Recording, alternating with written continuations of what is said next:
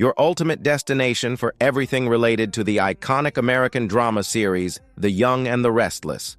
Here, we dive deep into the lives, loves, rivalries, and secrets of Genoa City. From detailed character breakdowns and storyline highlights to episode discussions and dramatic twists, this channel brings you closer to the world you love. Whether you're a long-time viewer or discovering the show for the first time, get ready for non-stop drama, passion, and unforgettable moments. Subscribe and stay tuned, because on The Young and the Restless, the drama never ends. Young and the Restless fans, we all know that Y and R need something to change, and some wild couple shakeups could save this soap and make it watchable again. If the CBS soap did these couples we're going to talk about, it would be deliciously dramatic, sexy, and soapy. We're going to talk about 5 pairings that would cause massive drama on the Y and R canvas and really wake up things and really shake up things. And then there are fan-favorite ships that they want reunited that are being kept apart. And then we have some that are in a very lackluster stage, I will call it. Like where Nick Newman and Sharon Newman are together, but they really are not, so Josh Griffith needs to up his game or get out of the way. My vote is get out of the way for another writer. Let's start with a couple that has passionate fans that will never give up on their ship, and that is Adam Newman and Sally Spectra. So many people dig this couple together. I'm right there with them. Fans weren't happy back when Nick got between Adam and Sally, but Adam stuck with it because he loves Sally, and he finally won her back. And then when they had been happy for a while, just almost randomly out of the blue, Adam and Chelsea Lawson slept together in Baltimore, betraying both Sally and Billy Abbott. I've mentioned before that there's backstage gossip that Melissa Claire Egan, who plays Chelsea, was the one who wanted Adam back with Chelsea and asked the head writer to do it. That's what I've heard. And I know actors don't always get their way, but sometimes they do. So that's gossip. Not a fact, but I think it's an interesting part of the conversation. So we know fans adored Adam being with Sally. And at the same time, Chelsea and Billy had a pretty solid fan base. So viewers were in an uproar when Chelsea and Adam cheated, and Y and R wrecked both of these couples to put Adam back with Chelsea. And fans are even more aggravated now because Adam and Chelsea, individually are pretty wild, kind of unpredictable, but now that they're together, it's like watching paint dry. So if Adam and Sally got back together, for me, that would be a ratings win. And then if Adam and Chelsea split up to make room for that, that would pave the way for the second twisted couple on our list, which is Holden Novak, Nathan Owens, and Chelsea. I think this could be a really fun pairing.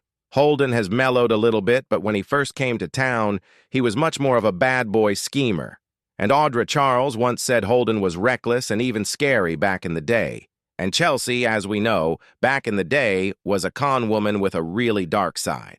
She's got a sketchy past. So, putting Chelsea with Holden could be really fun, and maybe they could cause some chaos and trouble together. They would be a lot more entertaining together than they are right now, I think. Plus, we already saw Holden and Chelsea interact when Holden tried to get to know her on Kane's orders, and she knew immediately what he was up to since Chelsea is as bad as Holden. But I saw sparks, a little something there, some potential. Plus, if Chelsea got with Holden, that would leave Billy single. Which brings us to our next pairing, which I think would be really spicy. That is Audra with Billy Abbott. Those two are actually very similar if you think about it. Audra and Billy are both very passionate about business and determined to make something of themselves. She has a dodgy family and a body built for sin and a brain built for business, while Billy is hot from a good family, but has so many personal demons that he's just a hot mess all around. Audra and Billy both really want to prove that they can be successful and powerful, but they are also both impulsive and ruthless and get in over their head all the time. I honestly think Audra with Billy could be an electric pairing, and it would be nice because it would be something fresh and new, which is very rare on a lot of soaps. So the next couple I think could really save Young and the Restless from being as dull as it has been lately is a couple of comebacks. Technically, 2 couples made from comebacks.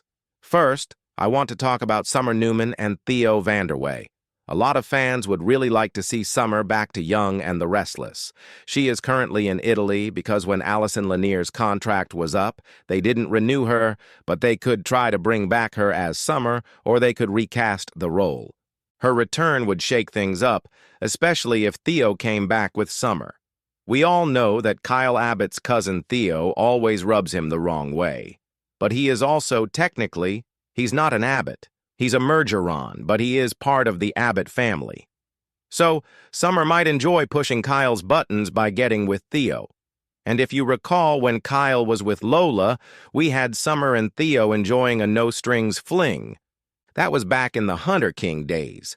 But maybe this time Summer and Theo return and they're in a real relationship. I mean, Summer wants payback on Kyle for him sleeping with Audra and then falling for Claire Grace Newman. And she and Theo could return actually in love or faking a big romance to try and stir jealousy. Either option would be a lot of soapy fun. I think a lot of fans would be happy to have Summer and Theo back. And speaking of returns and blasts from the past, if we're giving Summer and Theo a shot at love, why not bring back Lola Rosales? Even if they have to recast her, you know. Kyle has been dumped by Claire, but he still wants her. But if Lola returned, I think she would turn Kyle's head.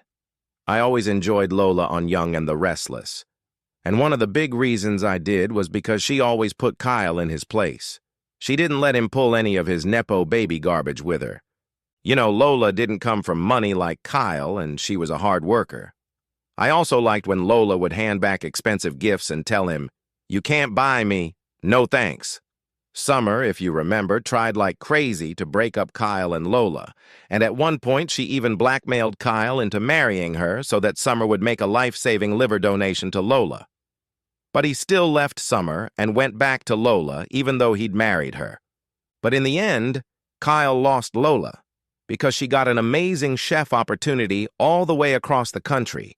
But what happened was, it was really to facilitate the exit of Sasha Calle when she was cast as Supergirl, so they could easily bring back Lola to be the head chef at Society once again, even if they had to recast her. Plus, Claire doesn't want a relationship right now, so Kyle could get with Lola and leave Claire alone.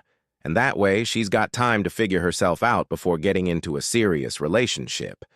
But then, Holden could be in a relationship, Kyle could be in a relationship, and Claire could be getting her head on straight. And also, these new couples could swap around again, and we could have Kyle and Summer reunited, which is endgame for a lot of fans. And then Theo could pursue Claire or Lola or just jet out of town again. After the dramatic collapse of Matt Clark's twisted scheme, a tense quiet settled over the Newman family like a storm cloud preparing to strike again. Victor Newman, having struck the final blow to Matt's financial empire, had expected that to be the end. But the moment Matt roared off in his car with a wild scream promising vengeance, everyone knew it was far from over. The mystery of Matt's whereabouts became a haunting echo for the Newmans. Though his car vanished into the night, the threat remained as real as ever. Victor wasted no time activating his personal security team to hunt him down, and the Genoa City police launched an official manhunt. But Matt was like a ghost, one with unfinished business, a bruised ego, and a mind brimming with vengeance. Meanwhile, Sienna Bacall tried to breathe again. Her life had been scorched by her toxic relationship with the man she once knew as Mitch Bacall. His love had morphed into obsession, and when she dared love someone else, it became a license for him to lash out. Her decision to leave him wasn't just about love, it was survival. She found herself sitting in a quiet hotel lounge with Noah Newman, Sharon, Nick, and even Victor. The air was heavy with tension, and each eye in the room studied her like a puzzle piece that didn't quite fit.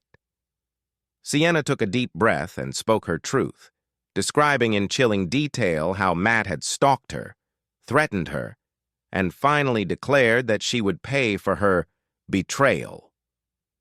Noah, who had already seen the damage Matt was capable of, felt his heart twist at Sienna's vulnerability. He reached for her hand. "Come to Genoa City with us. Stay with me," he urged. At first, Sienna recoiled, unsure. Could she really be safe in Victor Newman's city? Would she ever truly escape Matt's shadow? But Noah persisted. He reminded her of the guards, the security systems, and most importantly, the strength of his family. He wanted her close, not just for her safety, but because the bond they had formed was beginning to feel like something real, something worth protecting. Sharon and Nick exchanged uncertain glances. Sienna had caused her fair share of chaos in the past, and trust didn't come easily to the Newmans. But even they couldn't deny that Sienna looked like a woman desperately trying to start over. In the end, Victor gave a subtle nod. If she's with Noah, she's under my protection. And just like that, Sienna was flying back to Genoa City on the Newman jet. Her return was quiet, discreet. Only a few people even knew she was back. But that didn't stop the whispers. Abby caught wind first, then Summer, and soon the rumor mill spun with speculation. Why was Sienna back? Was she really with Noah? Was Matt Clark really gone? In the privacy of Noah's apartment, Sienna finally let herself rest. Her dreams were still haunted by Mitch's voice, but Noah's presence grounded her. They spent hours talking, revisiting memories, and daring to imagine a future without fear. But danger still lurked beyond the borders of Genoa City. Matt wasn't finished, not even close. From a rented cabin in the woods outside of Madison, he watched footage from a drone that had followed the Newman jet. His eyes narrowed as he saw Sienna disembark in Noah's arms. Fury boiled in his veins. She had chosen the Newmans. She had chosen betrayal. But Matt was patient. Every sociopath knows that revenge is best served cold. And in Genoa City, Noah and Sienna were unknowingly living on borrowed time. Days passed in Genoa City, but the threat of Matt never left the Newman family's minds. Victor doubled security detail, installing panic buttons and dispatching private guards to follow Sienna and Noah wherever they went. Despite the measures, Noah noticed that Sienna was on edge. She jumped at small noises. Her sleep was light, filled with restless murmurs and moments where she woke up gasping. Victor scheduled a private meeting with Chance Chancellor, hoping his detective work could give them a lead. But even Chance admitted Matt had covered his tracks too well. Every trail went cold. Surveillance footage was missing. Digital traces were wiped. Whoever was helping Matt knew what they were doing. What none of them realized was that Matt had recruited someone from within.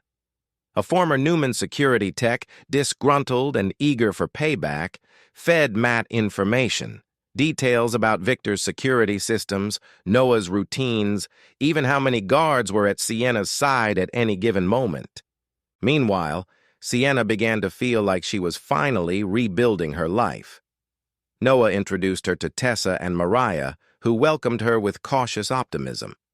Faith visited and warmed up to her quickly.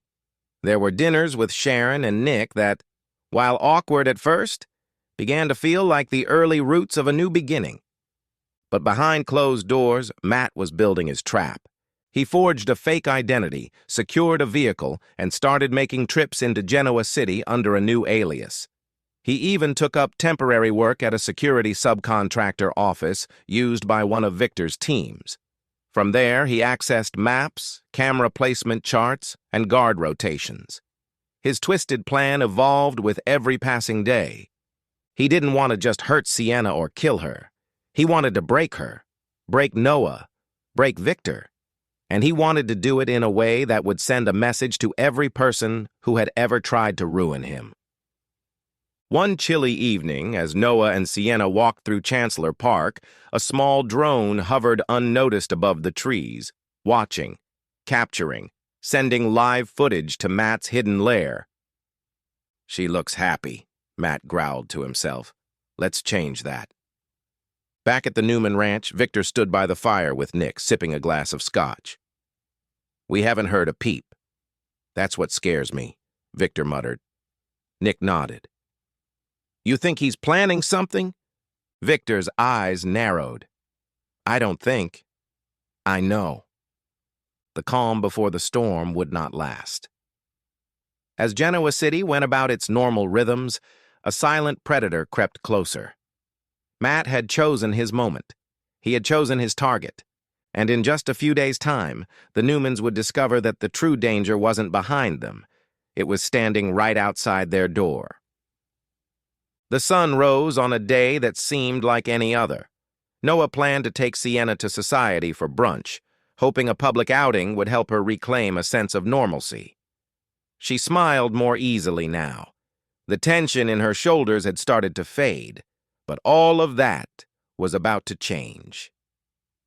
As they stepped outside, a white van parked across the street caught Victor's security detail's attention. By the time the guards moved to intercept, the van peeled away, leaving behind nothing but tire marks and an envelope pinned to a tree. It was addressed to Sienna. Inside the envelope, a single photograph. It showed Sienna sleeping peacefully beside Noah. The angle, from outside the window, was unmistakable. Someone had been watching them. Victor was livid. This is psychological warfare, he told his family. He immediately put the ranch on lockdown. But Matt had already made it clear he could get close anytime he wanted. Sienna began to unravel again. Fear crept back in, deeper this time. Noah refused to leave her side. He began to piece together patterns. A delivery truck parked too long, a phone call with no voice, a drone hovering in the sky. The more he paid attention, the more it became clear. Matt wasn't hiding. He was circling. Meanwhile, Matt began feeding disinformation into social media, leaking fake sightings of himself in Chicago and Detroit to throw off the trail. It worked. Victor's team was split. Chance was chasing ghosts. That night, a generator failed at the ranch, only briefly, but long enough for someone to leave a message etched into the glass of Noah's car. I warned you. Victor called an emergency family meeting. This ends now. I will find him, and when I do, he will never see daylight again. Sienna stood and faced Victor. I don't want to live like prey. I want to fight back. The fire in her voice reminded Victor of Nikki decades ago. It sparked something in him. He ordered a new plan, one that didn't just defend, one that hunted. Matt Clark had declared war on the Newmans. What he didn't realize was the Newmans were finally ready to fight back. Victor's new plan wasn't about defense. It was about strategy and surprise. He commissioned a specialized task force, former operatives who owed him favors, skilled in surveillance, countermeasures, and covert operations. Their only mission? Smoke Matt out of hiding. Noah, unwilling to stay idle, began digging into Matt's old connections. He traced former associates, shell companies, even obscure mailing addresses. Meanwhile, Sienna began training with a private defense instructor at the ranch. She wasn't going to be a victim again. She trained until her muscles ached and her hands blistered. Then came the breakthrough. Chance intercepted a data transfer from a remote IP pinging security systems around the ranch. A trap was laid. They fed false information through a secure channel. Claims of Sienna being moved to a new safe house. It was bait, and Matt couldn't resist. The ambush was set for a midnight relocation. The decoy vehicle, a black SUV, left the Newman estate, tailed by a single tracker. As expected, a second car began to follow. When it pulled off a dark county road, the task force closed in. Guns drawn. Matt was dragged from the vehicle, but it wasn't him. It was his mole, a former Newman security tech. He smiled even as they cuffed him. He's already inside. Back at the ranch, Sienna stared into a security camera monitor. One screen went black, then another. She froze. Something wasn't right. In the stable behind the estate, the last place anyone expected, a shadow moved. Matt had breached the perimeter, and this time he wasn't there to send a message. After the dramatic collapse of Matt Clark's twisted scheme, a tense quiet settled over the Newman family like a storm cloud preparing to strike again. Victor Newman, having struck the final blow to Matt's financial empire, had expected that to be the end. But the moment Matt roared off in his car with a wild scream promising vengeance, everyone knew it was far from over. The mystery of Matt's whereabouts became a haunting echo for the Newmans.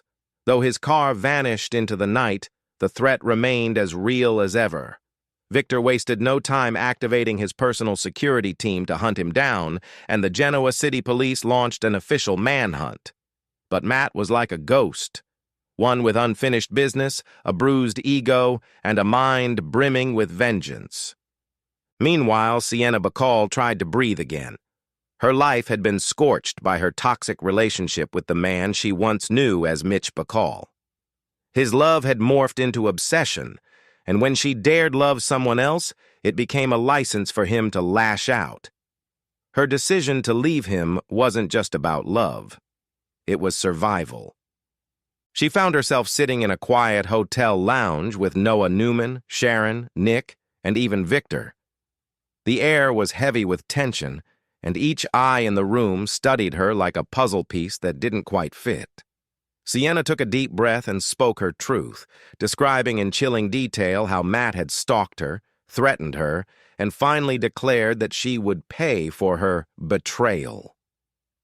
Noah, who had already seen the damage Matt was capable of, felt his heart twist at Sienna's vulnerability. He reached for her hand. "Come to Genoa City with us. Stay with me," he urged. At first, Sienna recoiled, unsure. Could she really be safe in Victor Newman's city? Would she ever truly escape Matt's shadow? But Noah persisted. He reminded her of the guards, the security systems, and most importantly, the strength of his family. He wanted her close, not just for her safety, but because the bond they had formed was beginning to feel like something real, something worth protecting. Sharon and Nick exchanged uncertain glances. Sienna had caused her fair share of chaos in the past, and trust didn't come easily to the Newmans. But even they couldn't deny that Sienna looked like a woman desperately trying to start over. In the end, Victor gave a subtle nod. "If she's with Noah, she's under my protection." And just like tea.